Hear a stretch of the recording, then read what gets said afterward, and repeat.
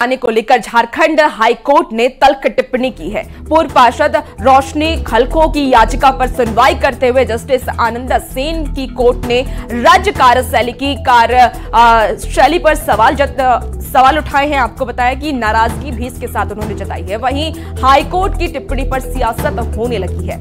सवाल ये कि आखिर निकाय चुनाव में अड़ंगा कौन डाल रहा है, देखिए रिपोर्ट। झारखंड सरकार को हाईकोर्ट की फटकार, निकाय चुनाव पर कोर्ट की तल्ख टिप्पणी, कोर्ट के आदेश पर तेज सियासी तकरार।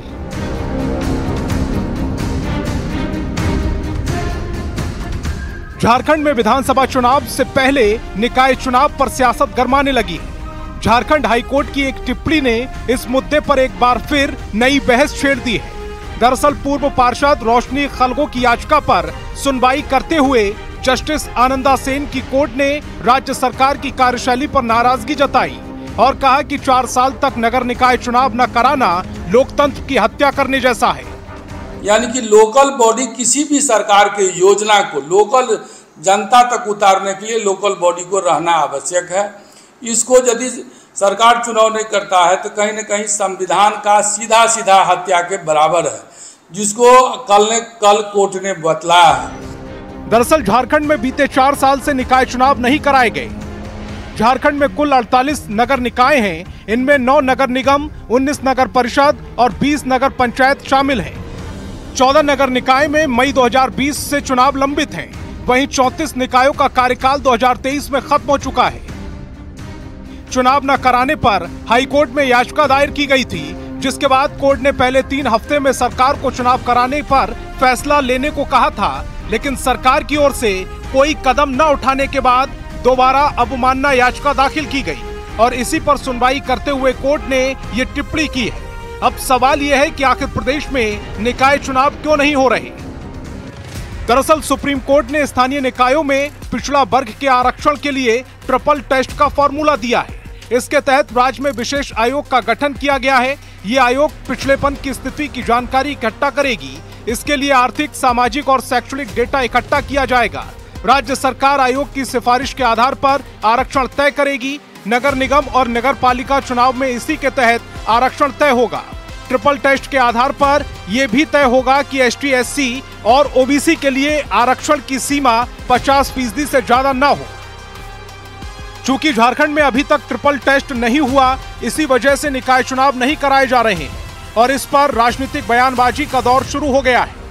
उसके लिए सरकार ने पिछड़ा वर्ग आयोग का गठन भी कर दिया और आयोग अपना काम भी कर रहा है, परंतु मुझे लगता है इसमें कुछ समय लग सकता है। पिछड़ा वर्ग आयोग जितना जल्द रिपोर्ट सौंप देगा, सरकार चुनाव कराने को लेकर के पूरी तरह प्रतिबद्धता के साथ आगे बढ़ जाएगी। और सुप्रीम कोर्ट में इन्होंने पंचायत चुनाव के समय एफिडेविट दिया था कि हम नगर निकाय चुनाव पिछड़ों को आरक्षण देकर कराएंगे, लेकिन कोई प्रक्रिया अभी तक शुरू नहीं हुई। अब तो चुनाव में 2-2.5 महीने बच्चे हैं विधानसभा चुनाव में, तो ये कब नगर निकाय चुनाव कराएंगे।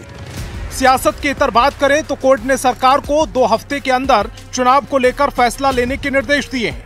देखना यह होगा कि कोर्ट की टिप्पणी के बाद प्रदेश सरकार इस ओर कोई कदम उठाती है या नहीं।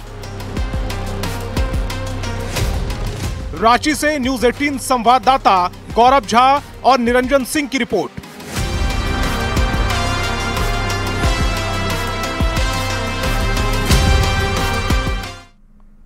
ग्रामीण विकास विभाग मंत्री डॉक्टर इरफान अंसारी ने जामताड़ा के कुंडहित में बैठक की है। डॉक्टर इरफान अंसारी विभाग में विकास कार्य शिथिल पड़ गए थे, लेकिन अब विकास कार्यों ने रफ्तार पकड़ ली है, ऐसा इरफान अंसारी का कहना है। उन्होंने आगे ये भी कहा कि कोई भी पदाधिकारी तंग कर रहे हैं तो आप हमको जरूर सूचित करें। इस दौरान डॉक्टर इरफान अंसारी ने विभागीय अधिकारियों को विकास कार्यों में तेजी लाने का निर्देश दिया और साथ ही स्वास्थ्य सहयोगियों ने मंत्री को मांग पत्र भी सौंपा।